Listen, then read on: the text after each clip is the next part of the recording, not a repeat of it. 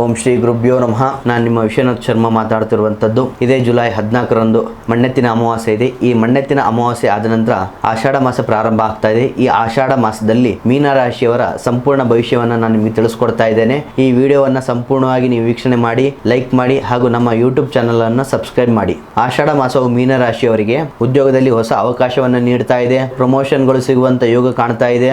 ಉದ್ಯೋಗ ಬದಲಾವಣೆ ಮಾಡಿಕೊಳ್ಳಬೇಕು ಅನ್ನುವಂಥ ಯೋಚನೆ ಇದ್ದವರಿಗೆ ಆಷಾಢ ಮಾಸ ಕಳೆದು ಉತ್ತಮವಾದಂಥ ಯೋಗ ದೊರೆತಿದೆ. ಇನ್ನು ವ್ಯವಹಾರದಲ್ಲಿ ಉತ್ತಮವಾದಂಥ ಬೆಳವಣಿಗೆ ಕಾಣಿಸ್ತಾ ಇದೆ.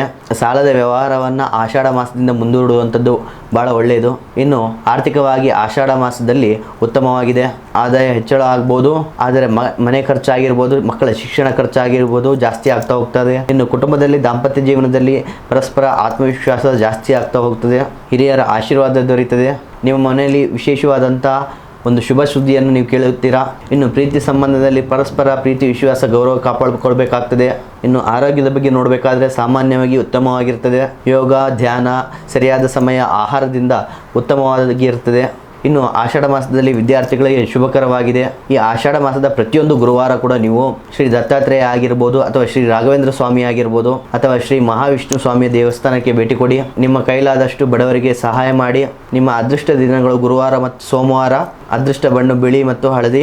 ಅದೃಷ್ಟದ ಸಂಖ್ಯೆ 3 ಮತ್ತು 7. ನೋಡಿದ್ರಲ್ಲ ವೀಕ್ಷಕರೇ, ಇದಾಗಿತ್ತು ಆಷಾಢ ಮಾಸದ ಮೀನರಾಶಿಯ ಭವಿಷ್ಯ. ನಿಮ್ಮದು ಕೂಡ ಮೀನರಾಶಿ ಆಗಿದ್ದರೆ ಈ ವಿಡಿಯೋವನ್ನು ಲೈಕ್ ಮಾಡಿ ಹಾಗೂ ನಮ್ಮ ವಿಡಿಯೋವನ್ನು ಶೇರ್ ಮಾಡಿ. ಹಾಗೆ ನಿಮ್ಮ ಜೀವನದ ಯಾವುದೇ ಸಮಸ್ಯೆಗಳಿದ್ದರೂ ಕೂಡ ಸ್ಕ್ರೀನ್ ಮೇಲೆ ಕಾಣ್ತಾ ಇರುವಂಥ ನಂಬರ್ಗೆ ಕರೆ ಮಾಡಿ. ಮುಂದಿನ ಒಂದು ವಿಡಿಯೋಸ್ನಲ್ಲಿ ಸಿಗೋಣ.